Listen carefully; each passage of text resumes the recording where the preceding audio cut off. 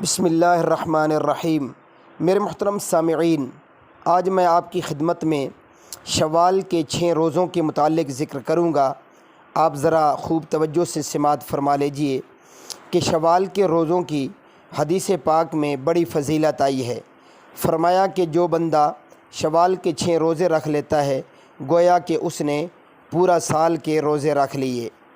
لیکن اس میں ایک مسئلہ یہ ہے جو علماء کرام فرماتے ہیں، اس کی احتیاط کرنی چاہیے کہ شوال کے 6 روزے عید الفطر کے فوراً بعد نہیں رکھنے چاہیے اور لگاتار بھی نہیں رکھنے چاہیے، کہ اس میں یہ قباحت پیدا ہو جاتی ہے کہ گویا کہ رمضان المبارک کے روزوں سمیت اور شوال کے 6 روزوں سمیت یہ کل 36 روزے بن جاتے ہیں، اور لوگ یہ سمجھتے ہیں کہ 36 روزے رکھنے ہیں۔